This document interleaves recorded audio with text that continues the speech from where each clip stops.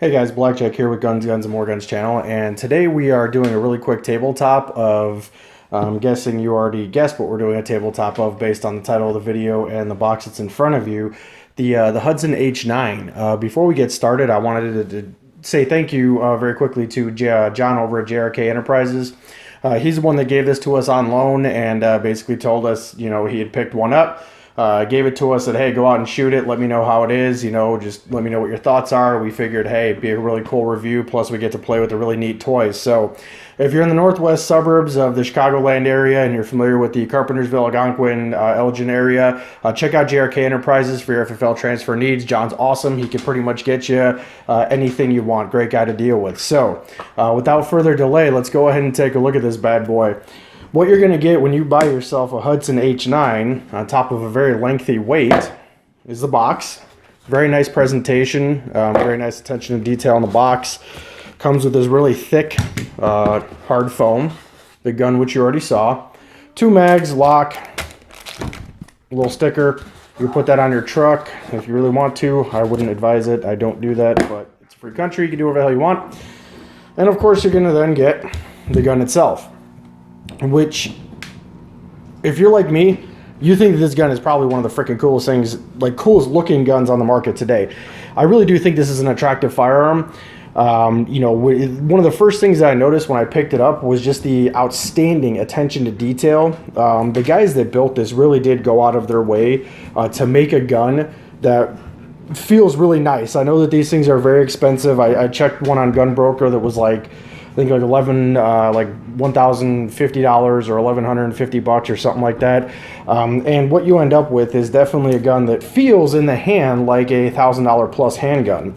Grips are very nice. It's got this nice aggressive checkered backstrap here. Very nice aggressive front of the grip texture. The gun, once again, looks really badass. Sorry, that was my puppy. Looks really badass. I'll show you that it is empty. Alright, so I'll do my best to edit that out. Sorry, I had a phone call right in the middle of that video that I had to take. Anyhow, where was I? Oh yes, the gun itself. The gun itself is, once again, really nice looking gun. Very well put together. A lot of attention to detail. You could tell went into building this gun. Very fine machining. I mean, it's about as clean as can be as far as the machining and everything else. It has the kind of, what do they call it, the blacked out or combat rear sights. I don't know how I feel about those, but whatever. The gun functions really nicely. Once again, I'm showing you that it's empty. Obviously, no locks back. All that kind of good stuff. Now the trigger, and I'll see if I could get a good, see how that guy kind of comes in like that? It's sort of like the hinges at the bottom rather than the top, which a lot of people are used to. That kind of threw me off at first, and the only other thing about the trigger that I'll comment on, and I gotta be honest, as we get into the range video here in a minute, and I'll kind of be talking over some of the range footage, the trigger is kind of one of those things that I wasn't, you can see how much play there is. I don't know if you're getting a good picture of that, like how much north-south play there is in that trigger as it's coming back. I don't know. I guess I'm just not impressed with the trigger, and that's really like the one as far as its shootability. Considering these things are around $1,100 guns, you can maybe find them a little bit less expensive. They're not just ones you're going to go out and find on the shelf quite yet. So for the price and everything, I don't know. I guess I just expected a little bit of a better trigger. I'll be honest, I don't have the most sophisticated palette when it comes to triggers, so I might not necessarily be the best judge for what a good trigger is. But it does come back, once it kind of starts to engage, it comes back very nicely. And the reset on this thing is like sick. I mean, it's almost nothing.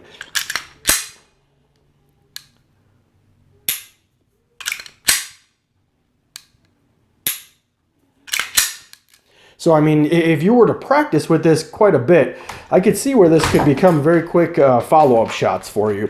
The only thing I'm going to comment on before we start getting into some of the range video here is because of the way this is designed, putting a light on this might not necessarily be, like, I can't comfortably really reach down to turn that light on. I'd almost have to, with my, non-dominant hand, use my thumb to negotiate the switch on the TLR1 here, which is a pretty common weapon light. And so I'm just, and that's just because of the design, and I get it. And now I can't take the damn thing off. Uh-oh, I done fucked it. All right, there we go. So, I mean, and that's just part of the design. So, I mean, if you were maybe, I don't know, if you were looking to use this for any kind of like duty purpose, maybe you're, I don't know, security guard or a SWAT team or someone that can choose their own weapon, whatever the case may be, putting a light on this isn't necessarily going to be very good for that. If you put the light on it and it's sitting in your nightstand, it's not going to matter too much. But let's go ahead and let's get into some of the range footage. And, you know, well, again, I'll talk a little bit through some of the range footage, you know, just kind of talk about, you know, what we're doing. You know, it's kind of hard to hear some of that stuff on the range, and, you know, we'll take a look at it out there. Hey guys, Blackjack here with Guns, and More Guns, and today we're on the range with the Hudson H9. We're going to do a quick range review on it. Really excited for this. Let's see how she shoots. Wherever it makes, you know, the middle of the pad, as long as it's comfortable shooting it. Just squeeze up.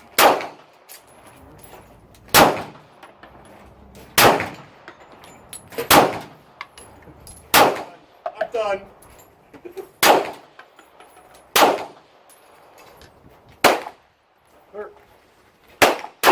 It's a nice shooting gun. I think that gun makes me look like how I can shoot. Let's get around the gun and see how he does with it.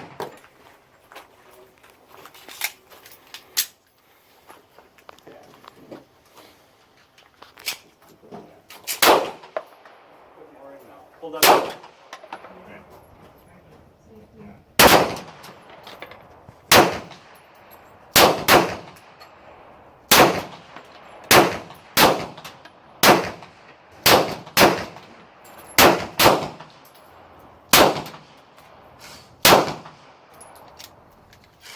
Just a little bit used to go.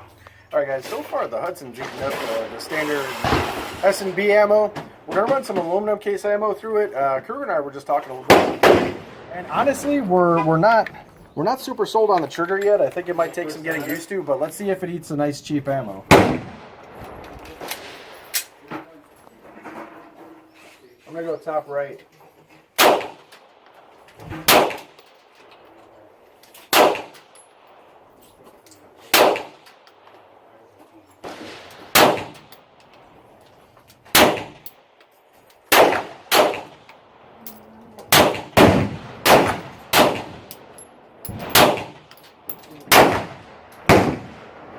Yeah, I don't know what it is, but I'm shooting this gun way low, but it hit it all up.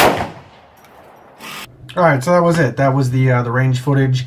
We had a ton of fun shooting this thing. You know, I did talk to John over at JRK, and again, they're the ones that loaned us this thing to test out. And he asked me, you know, how the gun shoots, and I said, you know, I'll be honest, I'm kind of lukewarm on the trigger, but that doesn't necessarily mean that it's a bad gun. I think that it's just one of those things, as I told him, that you just have to take this thing out to the range with like 500 or 600 rounds in one shot and just shoot the shit out of it until you kind of get used to it. And you know what? I mean, for some people, it might be a little different. It's just the trigger. For me, it's a little bit, took a little bit of getting used to. So with that being said, you know, we had a blast shooting this thing. I hope to get it out on the range again at some point, maybe put some more rounds through it. But otherwise, thanks for watching, guys.